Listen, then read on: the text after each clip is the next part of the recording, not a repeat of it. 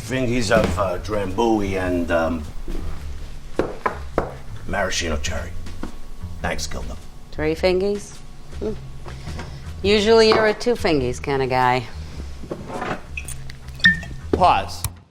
Right now, this scene is completely raw and is only lit by the light coming from the windows. There's no additional lighting equipment being used. It shows what might happen if someone like me isn't on set. My name's Andy, and I'm a gaffer. Let's go in and see all the different techniques a gaffer might use to light a scene. Rewind. Let's start things off by firing up some lights. This is what we call flat lighting. It's when the main source of light in a scene, called the key light, comes from the same direction as the camera.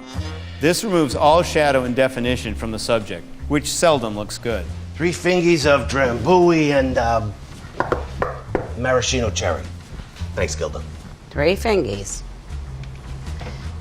Usually you're a 2 fingies kind of guy. Right now, we're using too many lights, which causes the scene to lose any sense of mood. Another day you're trying to forget?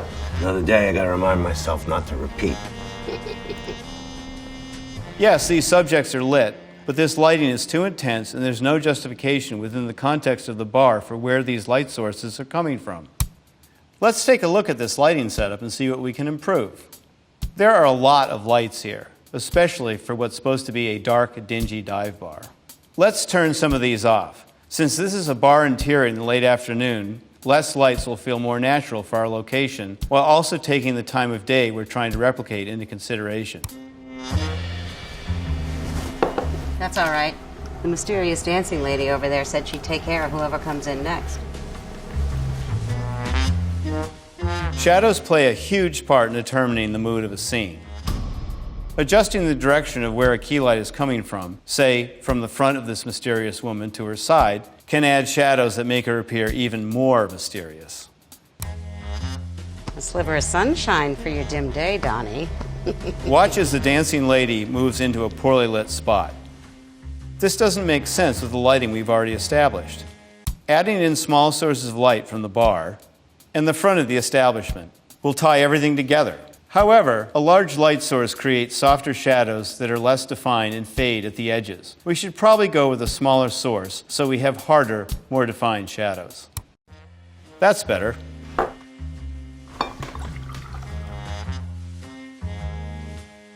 Drambuie and cherry. That's been my drink since I was 7 years old. Maybe we're cut from the same fabric. Like a Rottweiler on fire. In addition to our key light, fill lights and backlights are commonly used. Backlights help create a highlight, which separates our subject from the background. Take a look here at how the lawyer pops more with the backlight on.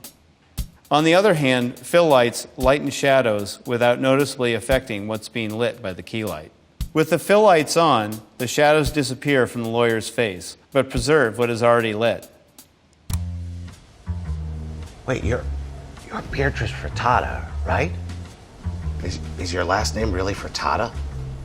Let's wrap this up so Mama Frittata can go back to her dancing. Now that we've set some of our lights, we may start running into other issues like double or triple shadows as seen here.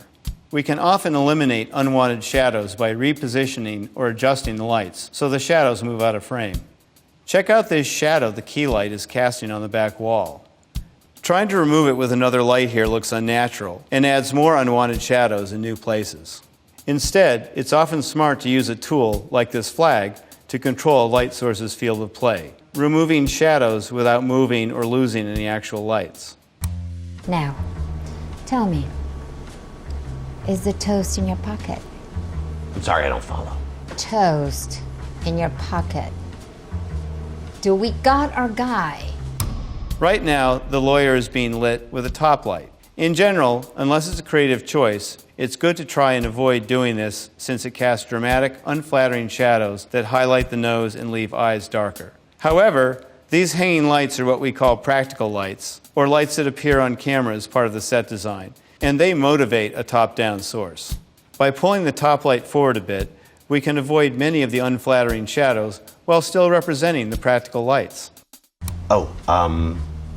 Yeah, we got the toast and the honey to put on the toast. A few more fingies of dram, Donnie? The same goes for underlight. It's normal for light to be coming from the underside of a bar, but when it's this intense, it creates a creepy, unnatural structure on the human face. However, if we manage the intensity by diffusing the light with something like this bleached muslin, we can keep things looking natural while still accurately representing bar lighting. Sometimes these dramatic top and underlights can be used for effect. Let's turn on a light over the creepy guy to purposely give him unflattering shadows that will make him look even more menacing.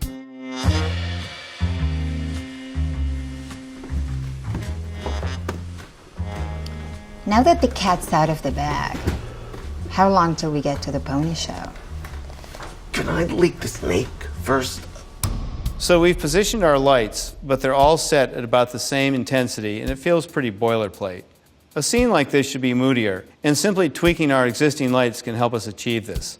Let's see what we can do here.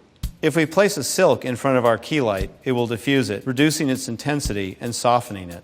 Turning off our fill light will bring more shadows back, which well suits this shot. The top light is spilling onto the walls and our actors a bit too much, so we can put a grid on it to help with directionality, forcing the light to be more directly focused beneath it. Even with the silk, our key light still looks a bit too bright. Many lights have dimmers on them, and lowering the intensity of the light itself might be a good idea here. There we go. Using our same lights as before, the scene feels much moodier. Let's see this part again now. Now that the cat's out of the bag, how long till we get to the pony show? I'm sorry, can I leak the snake first? No. I want to know. Did he spill the beans? I want the whole enchilada. Another way to create a moodier atmosphere in a scene is to add what we literally call atmosphere. This is a hazer, which fills the room with a light fog. Watch and see how it can separate an actor from the environment, creating a more volumetric lighting that makes our light sources glow. Did he spill the beans? I want the whole enchilada. In a bar, this kind of effect makes sense. Is this place safe? I mean, this could get me banned from the bar. You're sweating more than a chimp in a cheesecake factory. You're getting a good slice here, honey. Everything we've done so far has created a nice mood and appropriate atmosphere. But there is something else we can do to make the scene really pop. Color can bring more personality to a scene. We're in a bar, so let's throw on these pink and blue lights to simulate glowing neon signs. Color can also be used to give us more information about a character. Adding red over our creepy guy can make him look even more sinister.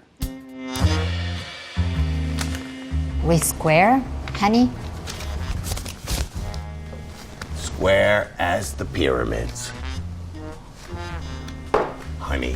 Now, after taking all of these lighting techniques into consideration, we've turned a boilerplate bar into something that better complements the mood of our script, is full of character, yet stays true to this type of location. I might have brought my Rottweiler into Joanne's fabrics, and she might have destroyed 17 rolls of fabric, but I did not set that place on fire. But I did not set that place on fire. No matter the genre, having appropriate lighting can turn an average scene into a killer one. Sorry, I forgot to leak the snake. None of these are steadfast rules. They're all tools that help tell a story.